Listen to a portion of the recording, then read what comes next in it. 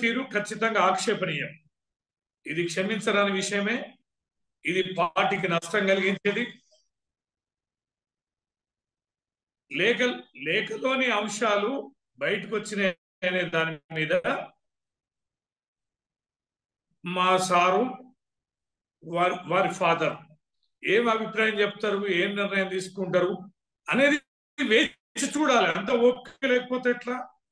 దృష్టికి వచ్చింది, ఓకే, అది కేసీఆర్ గారు మాట్లాడతారు. ఇప్పుడు కాళేశ్వరం దాని మీద నోటీసులు వచ్చినాయి, దాని మీద న్యాయ నిపుణులతో మాట్లాడుతున్నారు. ఒక పక్కన ప్రతిపక్ష పార్టీలు, అధికార పక్ష పార్టీలు, రెండు కేంద్రంలో రాష్ట్రంలో అధికార పక్ష పార్టీలు వేధిస్తున్న తీరు, ఇవన్నీ దృష్టిలో పెట్టుకుని ఏం కుంపలు అడ్డుకపోయినాయనండి? ఎందుకంటే అంత తీవ్ర ఆవేశం, ఎందుకు తొందరపడాలి? ఈ విచారణ ఏంటో ఇదేంటో ముగిసిన తర్వాత తేలదు. ఎడిపోతారు కేసీఆర్ గారు, విషయాలు ఎడిపోతాయి. ఈ నిమిషాలు తేల్చాలని ఎందుకు అంత జిద్దుగా వెళ్ళాలి? సరైనది కాదు.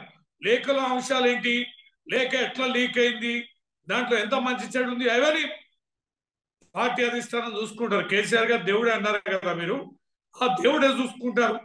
దేవుడు చూసుకోకుంటుంటారా? దేవుని మీద భారం వేసుకొని ఉండాలి కదా. లక్షలాది మంది ప్రజలు ఆ దేవుడి కోసం ఎదురు చూస్తున్నారు. మీకే దేవుడు కాదు, మా అందరు కూడా దేవుడే. ఆ దేవుడి ఆదేశాలు వచ్చేంత వరకు ఓపిక ఉండాలి కదా. దేవుని మీద దండెత్తారా?